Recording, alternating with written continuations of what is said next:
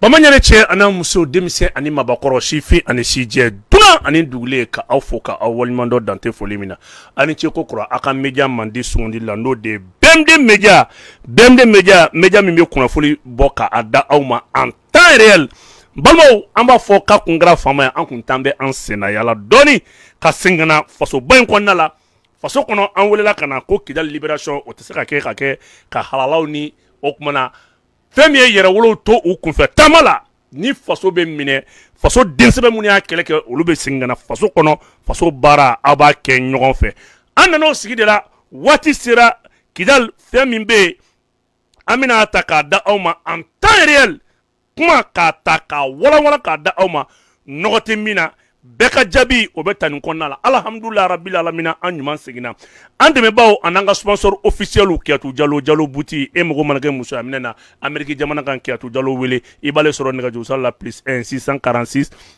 632 26 37 Kiyatu Jalo ka émission kɔkɔrɔma don san kelen ani dɔɔni ale kelen bɛ ka Mabel Chronique ale de kɛmɛ ko kɔkɔrɔma don Kiyatu Jalo k'i fo kabiri New York n'an y'ale fo sa an bɛ foli ani tanu di yɛlɛ électronique mamutu n'a ka yɔrɔ cɛbaw an b'aw fo dante foli min na yɛlɛ électronique n'i bɛ taa lanterne yɛrɛ kɛrɛfɛla la cogo i bɛ mamutu wele 76 12 83 29 video a y'a kolon nin y'a nalen de an tɛ siran foyi ɲɛ dugu kun n'a kun a bɛɛ bɛna minɛ k'a da aw ma balimaw an bɛ foli belebele lase an ka sirikɛ ma chef Sirip Tiyami Ayidara kabako furatigi e maa min bɛ yen ni bana y'i kɔnɔ gan i ye fan bɛɛ lajɛ belebele wele dɛ a ka o kumana i bila sa n'a ka furaba in ye n'ale ka nɛgɛjurusira ye 75 67 10 10 tew la tɛ dankɔrɔba tɛ te min kɛ bɛ ka dugu la bɔ bi n'a a mindala ka di société Daf et frère Dafu n'a a badenw a bɛ nin te in sɔrɔ olu bolo Sodafu a nana nin te 3X ye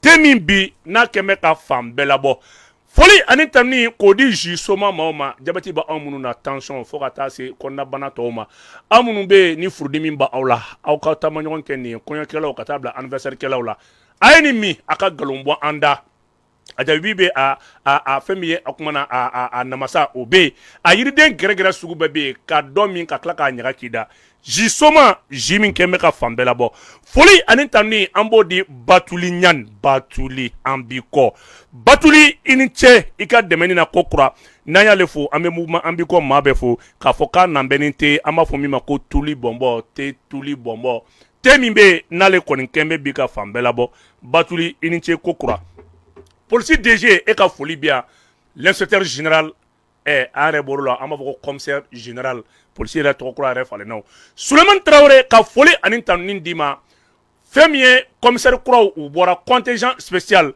commissaire 200 ani dɔɔni ani ce a bɛ fɔ o de ma ko contingent spécial wa u ye kalan kuraw de kɛ dɛ fɛn min ye chef de section u y'o kalan kɔ kɔrɔ k'u bɛ se ka guerre diriger terrain sanfɛ polisi militarisera ka ban monsieur le DG i ka foli belebele bi yan OCC directeur colonel major Fuseni Keita e ka foli belebele bi yan ka sisa ani drogue fan ni drogue kɔni yera OCC cɛbaw bɛ fo ka Mali finitigiw fo minnu bɛ kɛrɛda la Caporal Yɛrɛbalo e ka foli belebele bi yan Caporal Yɛrɛbalo Lieutenant Kulubali i bɛ fo kɛnɛ kan yan cɛdenw bɛ fo video a y'a partager a ka kolonkolon bɛɛ k'a sɔrɔ colonel Maliki Jaw n'i ka kɛnɛ y'i bolo belebelew bi ye cɛba fo don ye dɛ Kidali tɛ minɛ ka sɔrɔ an ma cɛbaw fo bi an bɛna an da don émission bɛ boli Kidali dɔrɔn de kan bi fɛn min bɛ senna bi an b'a walan k'a di ɲɔgɔn ma balimaw yan'o cɛ an bɛna video dɔ k'a la Armée Mali ka kunnawolo bi an yɛrɛ de an ka blindé fabrique an ka blindé dilan bi a b'a dɔn kɛlɛ expérience di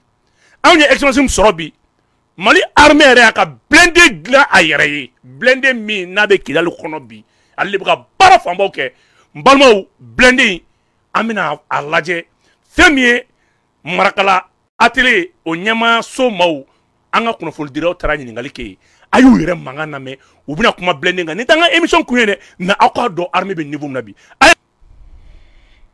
le concepteur et l'initiative, il a développé ce qu'il a poussé. C'est ce qui nous a amené à concevoir ça. Ces véhicules, en fait, c'est un dispositif anti-EI, un dispositif de lutte contre les engins explosifs improvisés. Donc le système est là-dedans. Ces véhicules, c'est un blindé léger, mais ici, ce que nous avons, c'est un prototype. C'est le prototype. on avait conçu et présenté au département afin d'en avoir le marché et concevoir avec d'autres véhicules encore plus importants que ça. Donc c'est conçu sur un pick-up. Mais en réalité, quand on va confectionner un blindé, ça ne pourra pas supporter. Mais c'est le prototype qu'on a ici. Tout a été conçu aux Alpes. Tout ce que vous voyez ici comme installation, c'était des feuilles de tôle que nous avons découpées et formées. Depuis le début jusqu'à la fin. Sur ce mini blindé, tous les détails comptent. Tout a été mis en œuvre pour permettre aux FAMA d'avoir le dessus sur l'ennemi. Ici, le véhicule est en deux compartiments. Il y a le compartiment de combat et le compartiment de conduite. Le compartiment de combat est en deux éléments aussi. Apparemment, vous voyez, ça a l'aspect de carré ou bien rectangle, mais en réalité, c'est rond. La forme ronde, c'est pour permettre d'esquiver les projectiles. Donc, et au milieu, le système de cheminée permet l'échappement des souffles d'explosion en cas de montée sur l'EI. C'est pour minimiser les effets des souffles sur les membres d'équipage.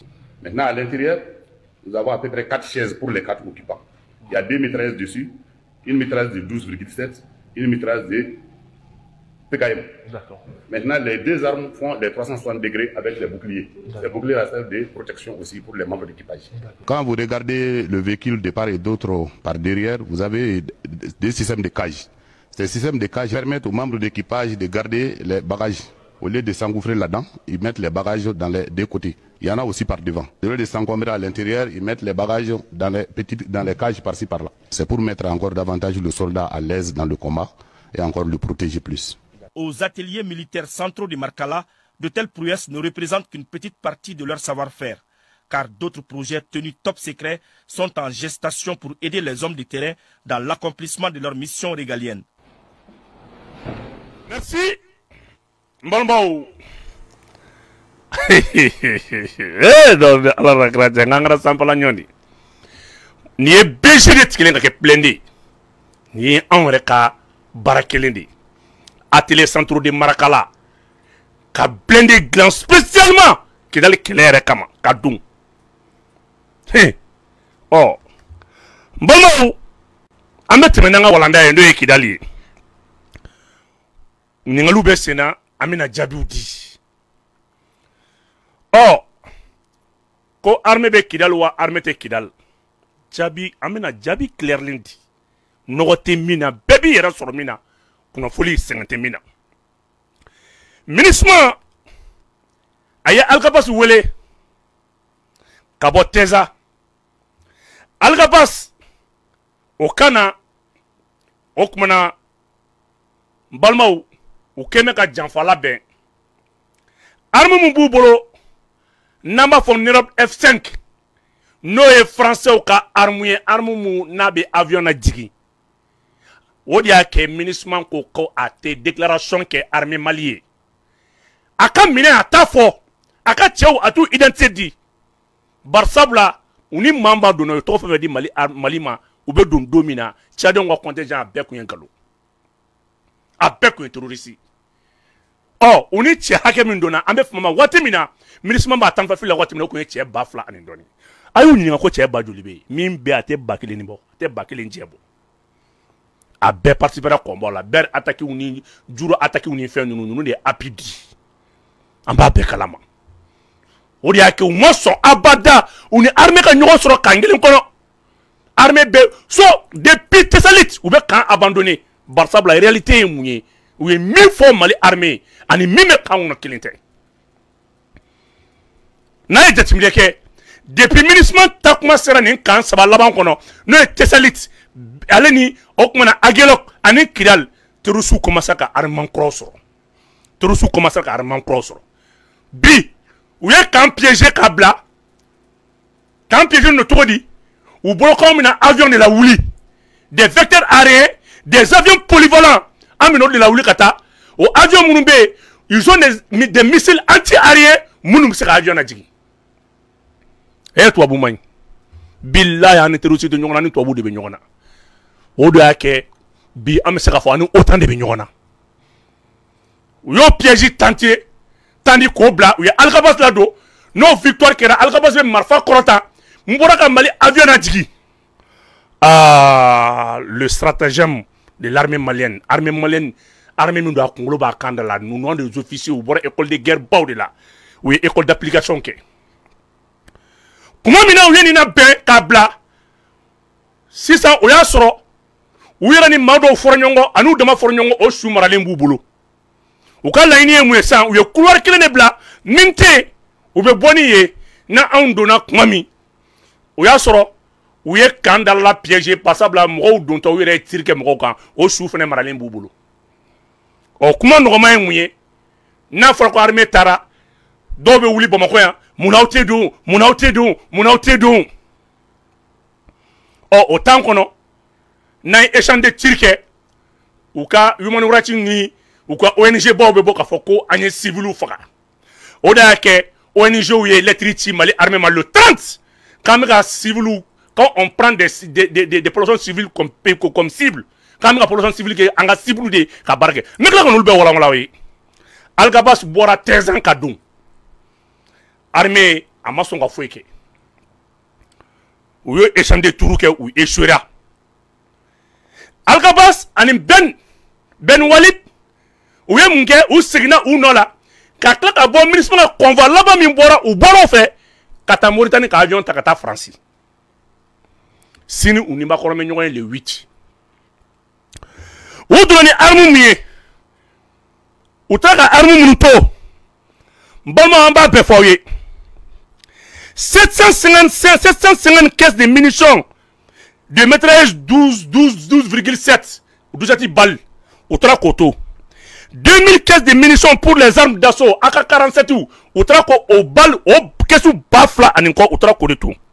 589 caisses de munitions et armes jumé au Trako au retour non amafmako des armes de pointe des Glock 4e génération et 5e génération oui armes de oui israéliens armes type d'ordre. Balmont, Julien Parbal, 1200 ou 3 de tout.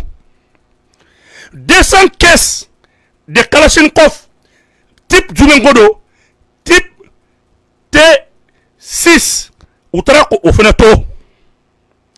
Balmont, ou Nanakana Mungetou, et T56, ou Klatou, Kaklaka Munto, Femien Obi, au Kesu Kemenani en Indoni, ou yé ni le taux. C'est une manière qu'on to terroristes bolo terroristes rete ni a soro pour vous les mercenaires les légions françaises au lieu de tunnel qu'on be bunker kono donc ou jigibe armée quand be do échange de tirs c'est au lieu de bo donc ils attendaient à une guérilla urbaine ou mo be guérilla urbaine de kuna o ye mouye sodo de bubolo so banani au secret mais sauf la de quartier alun kona la kele au flene qui d'ailleurs quand deux coffres vous clémez qu'à sniper ou la daille, ou l'oubliez que civil lui. Flâner mouillé, ou clémez qu'à d'autres choses qu'on a là, ou y'a blouson de qu'on a couvert que d'autres oui. À bec ou y'a mercenaires déguisés, à bec ou y'a mercenaires drôlés. Donc, à mes balmouna, ni blessé ou d'autres choses qu'on a, après ni blessé ou comme mina, ben qu'à faire médecin on aurait tirka à soi-disant d'autres aurait tirka ou blessé nous fera, avec ta armée malikou. Oh, où y a une belle ben comme ça, armée m'a fait fouiller. Au lieu de me dire, on va tcha qui dans le conon nous lui, qui dans le conon on va tcha nous lui. Au lieu de me dire, fais mieux qui dans le chef de tribu. Fais mieux quel Amsar. Il faut Gassou, Imratou. Faut que table qui dans le chef de tribu fouetté. Mounuma et encore donc cracher la kafoko. Olubu yɛrɛ dɔn malien olu ye malien de à 100%.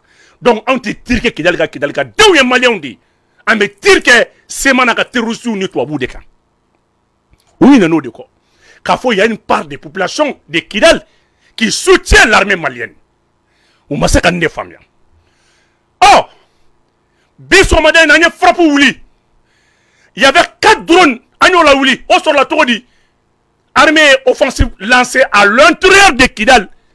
Moko bolo ko mindo ote nabani dugureche ambe doni asoi ambe doni infanterie ambe doni okmana attaque au sol anga dugu do de do donc ambe cible de neutraliser à travers des opérations commando que dal ko nga kalambi ko jugu aye sou konte ko sou jolibe ayuma no rati ni nga ka electrim ci Mali armement ko sou jolibe armée qui dal assiégé mogote do mogote bo itse ka taro la che munu me konna la armée be kidal ba fo ko joko da kono ni maw be armée ke tenu ni armée te tenu mo be armée ke mi armée toyi ay kidal ko na la je biya be todi aka kala tabra da chauka ni min bora ame durin ko bunte ni min bora ame durin ko bunte we galon tiye bi suworo be kanga bi duron kan de olu la jigi Amgar Agbay Nasir Aga Dula Akim Aga Walin Tigna Aga Badi Tana Aga Ataoun Badin Aga Sidi ya wara ka mogo tiri leundi anya soudan soro bi 2 mois a tiri la mogo sara 2 mois anya bobi 2 mois o ya soro olu ni ministre de be sigila donc human rights bora ka be armée mali accusé on de foyer ni go yibe senu mo do be droit de l'homme nale droit te malien shibolo droit be turu sou de bolo oh ame yingalike aw munu ko armée te kidal Sema ere lettre munchi onima na ya chi le 30 ando lettre kono kuma la me o lettre u ya chi oni nyamoma kolu kabiri 1957 1958 kolu ye demain ta kanyesi diema kayira foko olu ye Soudan français kolu ni jamana noye et au lieu français, au lieu sur la français, au lieu sur l'antédje. 1990, 1963, et ne pas talent qu'on fait. Pour lui qu'elle follow ouli, car il rafo ou témalien. Oh, en poro le tout, 1990, pour lui qu'elle ouli tout. Où elle est une chose on y m'a la mène. Au coffre tout, 2015, pour lui n'a qu'elle ouli qu'à Sebaya soro, ou mangan défendant, ou Victor Minke encore 2014-2015. Kwala nana ke ko dien nana do lujugo ko à travers l'aménagement ko lieu soulagement soro au lieu here soro au lieu mandia soro ko wati mina o here bi ka tanye o ko wati kele ko fanga nana yelema ko mali fanga sugulaw nana kana o petie kuba ini jefe ni jemana do lujigi koro c'est ça ngoni terrorisme ka partenaire kara oni en tête tugune en remuni ministre wele en go ministre tessé oh olu munuma ministre wala nolu de donani terrorisme depuis to ko emela olu de donani amsadine olu donani al-qaida olu donani bay c'est ça olu de kera ministre ka partenaire kolu ni sedawe barachamanke kolu ni uya barachamanke oh ko bi ko femi transition nyemgo keleme ki bansiga foma kuye robe mine lula kuye ber mine kuye foita mine kuye tarking mine oh ku nana ko anifix mine uye agelo ku mine uye tesaliti mine ka totora kidali miye ku be fe ko bolu ko je kana dolu jikoro yoro akoro kuma ma foyande uye CSP de foyan donc le monde est faux. Le gouvernement malien a raison d'avoir chassé la France, d'avoir chassé l'aménagement. Colonie française mais barra n'y fait. Oh, on est qui d'aller perdu. Nous le disons qui d'aller perdu. Dieu est wole like 2014, 2013, on descera, on y wele. Oh, mais Dieu m'a on y wele. Kuno Arménie bi armée te clé. Donc nous on les partenaires qui sont indo-africains, on les partenaires qui sont CEDEAO, on les partenaires qui sont français. L'État souverain du Mali a eu un foyer. Ou quel est le mina? Balmao. Ou quel est boîte bi? Ah, ou alors des commandos invisibles à l'intérieur de Kidal.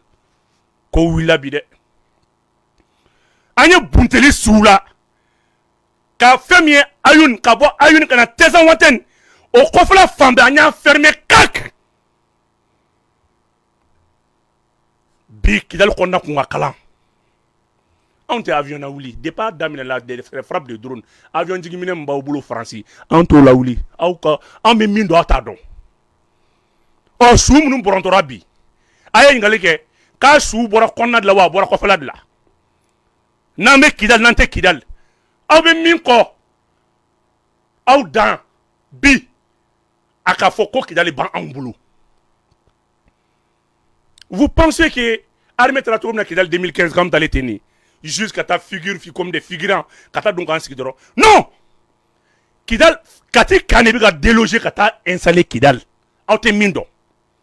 C'est la base de Kati qui doit être installée à Kidal.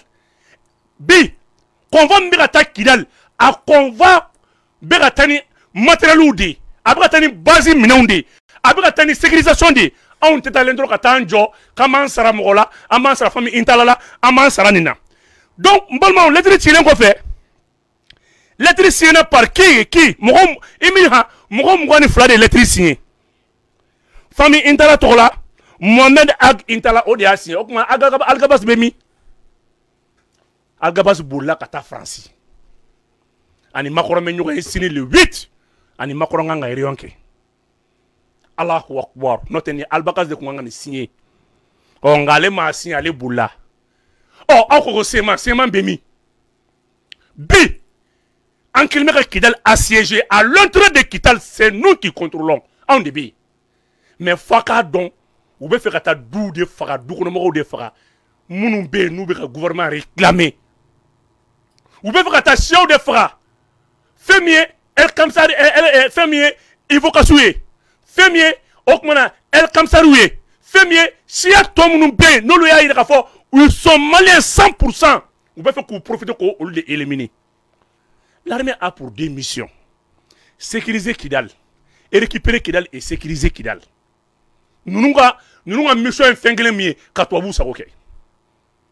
Donc, B, on a toute la légitimité quand on a opération que, on dit que un avion utilisé, on a fait un bel drone. Francis, depuis plus de 6 jours, des mercenaires français, des mercenaires blancs ou des bourgers ils sont assiégés. Quel fait bella moulino? Non, l'armée stratégie m'a signé. Nous n'avons pas assaut de lancer pour Gringado. Non, anya la mounoune ka assiégé, dominité bo, baloté bo, mercenaires tirado, faux pour ça que. Car la communication bête avec maintenant des armes, des radars. À ma faune ma côté N559S ou des radars yéni. Ni ne communication bête brouillée, ni ne communication bête que. Bik dal konaka kalan. Tirusi soube fan befe. Oh, ça on est déjà drôle l'homme bengoy. Yumanu rati boraka, Mali gouvernement accusé, kamga civilu de prend comme cible. Kamga civilu de fera. Donc c'est ça. Bateau mingara ber o est foué, tout bateau est foué. Dura est foué. L'air est foué. Fouita, soubimbora est foué. Jaja ni turusi de fobe digi dien là. Ça on est ONG obéi. Donc c'est pour vous dire que Alhamdulillah Rabbil Alamina B on dit qu'il y a le contrôle on déboule avec nos drones, avec nos radars. Aïe checker l'info semana ni sera drapeau glou ni semana yoro rom na drapeau de glou. Aïe donc à faux quel est plané quel est Freddy. Oh quoi armée be kidal wa. Oh netri munchira onima abado de la armée de kidal. Et abado de la ko sémanté.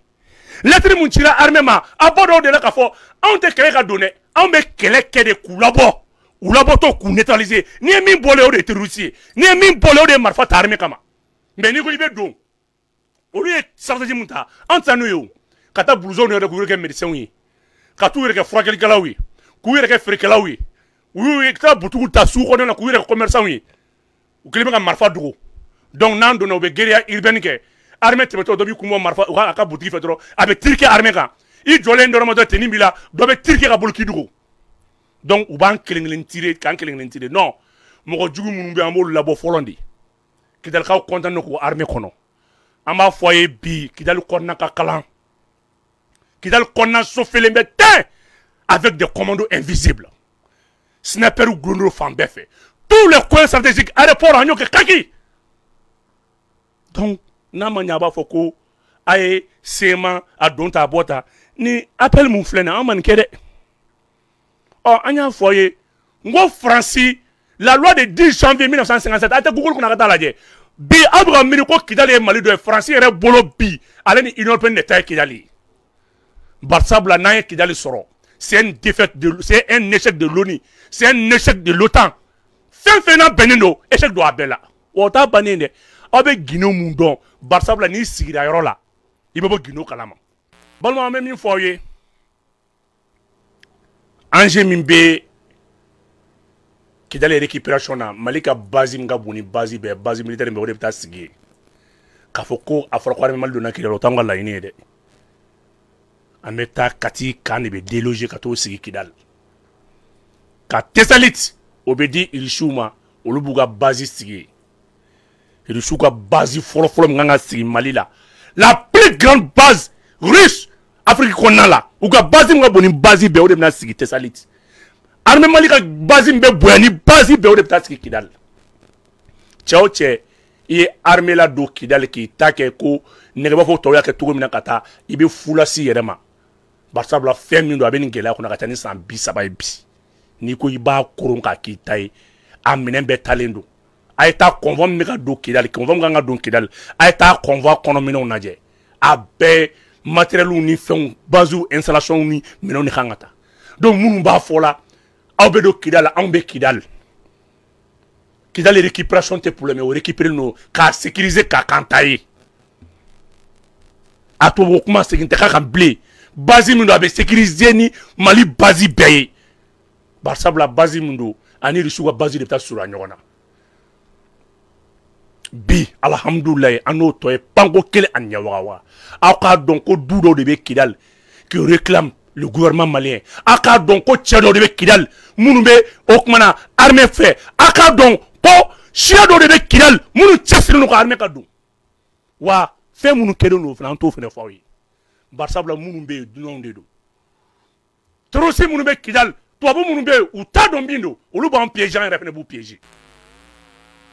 Donc munu be ka mo pousser ka fo abedo kidal don jume bunteli min kera bi aya laje bunteli kera kofre de wa ou ba kara konna de la kabo note seman daga bone ni seman victoire taïkan abanya fo de mais bi ou ka chou publié ko armée de ofaka armée ou jabi dronier mo faka chou bébé dronier gosheli ngbe ça fait à peu près ntena dafonte bla dirpanye hanga chou ka chade mais yo chou munu fo tango choué donc klemi kan ne khabla awnye unuga ONG ko janfa note Tombouctou kera oni makuma awa ONG makuma o fembe kera ber kerate agelo kerate anifis kerate nga segelen kidal ma ko non ko civilu de balakasa mgo be ga sa arme bubulo be ga tirer arme ka na ripostera o de ake arme barami kan ba féliciter ayoro assiégé di mbalmaw au ministre kele drone min fila centre la masina kunu aye ngali ka drone sursu borami drone kamgazi min tira terusi ni drone kamgazi abina don de la quand ani terusi te nyogona ani oni de be nyogona ni oni ka bolo fora de be nyogona ani français de be nyogona à 100%.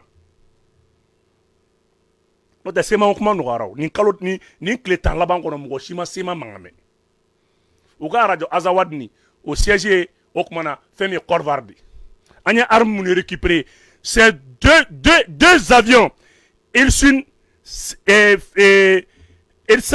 276 fla. On est boira Korvar kana arme nous décharger coup flika djigi. Nebra mine munu foyer munu récupérer là. Amene be récupérer là. Marfa kesu. Abe bien, lisi bien. Abe arme du mamba mine. Donc on peut faire minke a totora bulunya damado mi ka fo ka beta oni wele no ko kana awdeme non ambe kidalika o refu u boraka assemblée mi ke crèche la ka ira ka fo olu ko armée do ka ira ka fo Mali gouvernement no lui fala o be bala de pour kera dien to bum farfagaradi. Donc c'est mante fouille algabas fait en français ani makoro me ñoy signé le 8 oh adekuma Mouye ministre bo kidal kana gawo kana duguba kono ministre me kandi terusuma ministre me kandi semama na bina duguba kono anam be jaga nyami nyogona avec klaka attaque préparé odia ki anye wole blanc balma bema mama klobana mama ba aname association muso jekulu katabla femme mouvement ni collectif la barsabla ante woleli ke ni kulu toye be wolelen do na la sona mamina dombla nga page kan bébé ñugon soro bourse de travail la ameta ministre siège dala ni ministre te se ka kaun la kana fo ministre me kaun abandonné ka bol kana kani dugo jamakulu de tchela ka kala kana to fagay donc yano tche comme ministre ya ka retrait anticipé aka ka boli fene anticipé ka bo mali kono ni ministre ya retrait anticipé ka be kaun bla ka bo anticipé ko di terrorisme amugolu bunte bi ka minola ale fene tini nyagami on tchela mais ni ala sonama appel be lancé don ani wati ame ɲɔgɔn sɔrɔ mouvement be ɲɔgɔn sɔrɔ na ba coordonner ministre fene ka départ be anticiper na manya retrait anticiper ka counter o kuma ka départ fene anticiper ka mali toyi na ala sonama ambo la sa ambo la dula dama comme an nana kaba inshallah ni to be ɲɔgɔn o wati kele ambo fo awye amana be wati minga association société civile parti politique munu be nu u tay mali koy an bɛɛ de bɛ fara ɲɔgɔn kan ni zen diinɛ ɲɛmɔgɔw tabiyatigiw laadatigiw bɛɛ an tɛ pan mɔgɔ si kunna ministre bɛ taa avant la date prévue n'a ma ɲɛ a ye kan bila joona a ka taga bɔ mali kɔnɔ joona n balimaw nin kun y'an ka bi walanwalali ye ko las'aw ma kidali ko a gindo k'a ta k'a fɔ aw ye aw b'a miiri k'an bɛ don ɲɛ kan de non an bɛ u fiyɛ ka bɔ kidali kɔnɔ de ka taa n'o tɛ anw bɛ yen déjà wa maa si tɛ se k'o nkalontigiya an bɛ position min na aw bɛn'o de dɔn waati kunkurunin ko don bi frappe a ma nɔgɔya dɛ kɛlɛ daminɛna kɛlɛ kɔnɔna la ka bɔ kɛnɛ ma k'a fɔ k'a waleɲuman dan tɛ foli min na Mabel Chronique k'a walanwala ye nin kun ye o sigilen aw fɛ yen k'a fɔ aw ye ko k'an bɛn waati wɛrɛ n'Ala sɔnna a ma